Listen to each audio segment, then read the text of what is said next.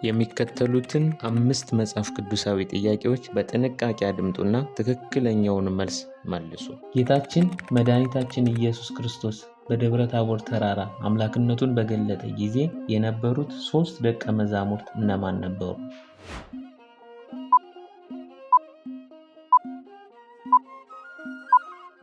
መልሱ ሐመርሃ ቅዱስ ጴጥሮስ፣ ቅዱስ ያዕቆብና ቅዱስ ዮሐንስ። በቤተ ክርስቲያን ታሪክ የመጀመሪያው የአዲስ ኪዳን ሰማዕት ማን ነው?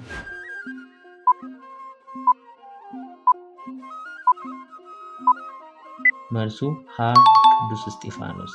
ክርስቶስ በተሰቀለበት ዘመን ሊቀ ካህናት የነበረው ማን ነው?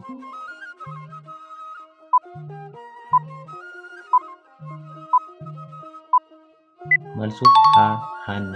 ከሚከተሉት የቅዱስ ጳውሎስ መልእክታት ውስጥ ስለ ካህናት አጠቃላይ ሁኔታ የሚገልጸው የትኛው ነው?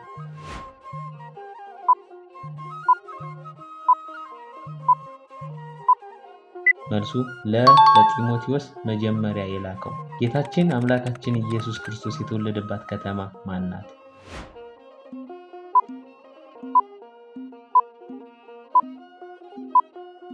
መልሱ ለቤተልሔም።